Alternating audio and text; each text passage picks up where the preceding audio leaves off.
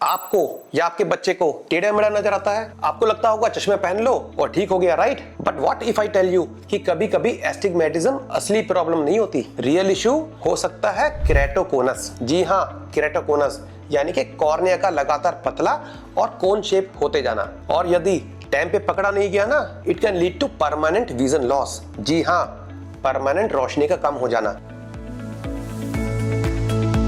नमस्ते दोस्तों, मैं हूं doctor Rakesh Gupta, eye specialist at Shreya I centre. दोस्तों, आज हम बात करेंगे एक ऐसी साइलेंट डिजीज के बारे में जो एस्टिग्मेटिज्म के पीछे छुपा होता है। जी हाँ, केराटोकोनस। केराटो मतलब कॉर्निया और कोनस मतलब कॉर्निया का कोन शेप हो जाना। ये ज्यादातर यंग एडल्ट्स या युवा लोगों में होता है, स्पेशली टीन एज में या 25 से 30 साल की उम्र तक केराटोकोनस पाया जाता है। सो देखिए, केराटोकोनस होता है जैसे यहाँ कॉर्निया, हमारी पुतली जो होती है कॉर्निया, इसका धीरे धीरे पतला होता जाना या फैलता जाना और कोन शेप हो जाना, और धीरे धीरे ये कॉर्निया अपनी नॉर्मल शेप लूज कर देता है और इतना टेढ़ा मेढ़ा हो जाता है कि आपको साफ नजर आना बंद हो जाता है और सब टेढ़ा मेढ़ा नजर आता है। ऐसा लगता है जैसे शीशे के ऊपर पानी बह रहा है और आप उस शीशे के थ्रू देख रहे हो। इसके लक्षण क्या होते हैं, आइए जानते हैं। धुंधला दिखना सबसे पहला लक्षण होता है, लेकिन धीरे धीरे डबल इमेजेस आने लगते हैं। जैसे जैसे केराटोकोनस बढ़ता है, डबल इमेज दिखने लगती है आपको। हेलोज, रोशनी के आसपास ग्लेयर होता है, हेलोज दिखने लगते हैं और रात को रोशनी चुंधियाने लगती है। और जब आप शब्द पढ़ते हैं तो सेम शेप वाले शब्दों में कंफ्यूजन होती है, जैसे P और F में, O और Q में, M और N में। तो दोस्तों, हमें केराटोकोनस का शक कब होता है, हमें इसका टेस्ट कब कराना चाहिए, आइए जानते हैं। तो सबसे पहली बात, यदि आपका सिलिंड्रिकल नंबर या एस्टिग्मेटिज्म बढ़ता जा रहा हो और आपको बार बार अपने स्पेक्स बदलने पड़ रहे हो, या आपकी दोनों आंखों में चश्मे के नंबर में असमानता हो यानी कि एसिमेट्रिक हो, या आपके स्पेक्स के बाद भी आपको साफ नजर नहीं आ रहा, आप सोचते पहले तो मैं चश्मे से पढ़ पाता था और अब मैं चश्मे पे वही दूरी पे वही अक्षर नहीं पढ़ पा रहा हूं, तो सारे ये संकेत हो सकते हैं कि आपको केराटोकोनस होने का शक है।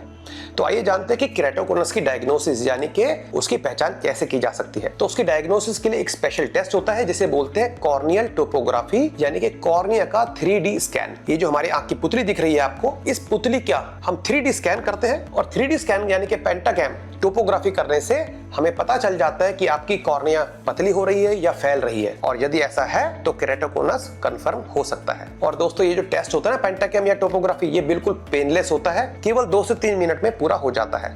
तो आइए अब जानते हैं कि केराटोकोनस की हमने बात तो कर ली, पर इसके कारण क्या होते हैं। तो दोस्तों, मैं बताना चाहूंगा 90% केसेस में कारण का पता ही नहीं चलता, क्यों हुआ, कैसे हुआ, बस हो गया, पता नहीं चलता। लेकिन कुछ केसेस में कुछ कारण देखे जाते हैं, जैसे कभी कभी फैमिली में केराटोकोनस देखा जाता है, यानी कि आनुवांशिक रूप से भी केराटोकोनस हो सकता है, यानी कि अगर माता पिता में किसी को है तो बच्चों में आ सकता है, किसी एक जगह हो सकता है, दूसरे बच्चे को भी हो सकता है। लेकिन इससे भी ज्यादा बड़ा कारण जो देखा जा रहा है वो है एनवायरमेंटल, यानी कि हमारा वातावरण। यदि आपकी आंखों में एलर्जी रहती है, बार बार आंखों को मसलना पड़ता है, तो इससे आपको केराटोकोनस होने का खतरा बढ़ जाता है। कभी कभी हम देखते हैं कुछ लोगों को आंखों को मसलने की या दबाए रखने की हैबिट हो जाती है, या फिर लोग उल्टा सोते हैं और आंखों को तकिए में दबा देते हैं। लगातार हमारी आंखों पे दबाव पड़ना, भारी दबाव पड़ना, मसलने से, दबाने से, या कोई तकिए पे आंख को दबा के सोने से हमारे पुतली पे लगातार प्रेशर पड़ता है, जिसकी वजह से कॉर्निया सॉफ्ट और पतला होकर फैलने लगता है, और यहीं पे आके बात आती है कि केराटोकोनस का बढ़ना शुरू हो जाता है। तो आइए अब जानते हैं कि केराटोकोनस का इलाज क्या है। तो दोस्तों, वास्तव में कहूं, केराटोकोनस का इलाज नहीं है। इलाज का यदि हम समझते हैं कि उसको ठीक किया जा सके, लेकिन केराटोकोनस को हम आगे बढ़ने से रोक सकते हैं, यानी कि इसकी रोकथाम की जा सकती है, और इसके लिए स्पेशल ट्रीटमेंट होता है C3R यानी कि कॉर्नियल कोलेजन क्रॉस लिंकिंग। ये एक UV लाइट बेस्ड एक तरह से प्रोसीजर होता है जो कि कॉर्निया को स्ट्रांग बनाने के लिए होता है, क्योंकि कॉर्निया फैल क्यों रहा है, क्योंकि वो सॉफ्ट है।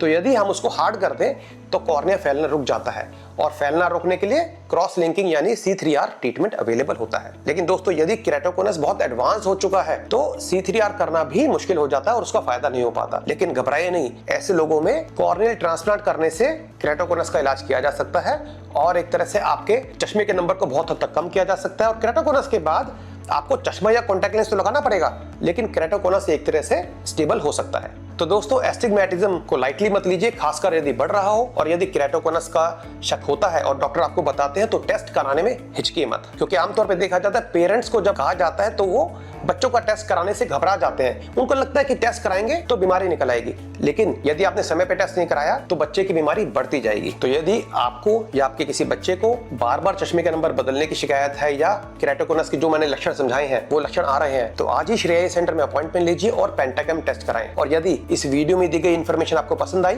तो इसे लाइक करें और फॉलो करें और हमें बताएं कि क्या आपको या आपके परिवार में किसी को इस तरह की शिकायत हो रही है। मैं हूं डॉक्टर राकेश गुप्ता और आपके विजन की जिम्मेदारी हमारी है।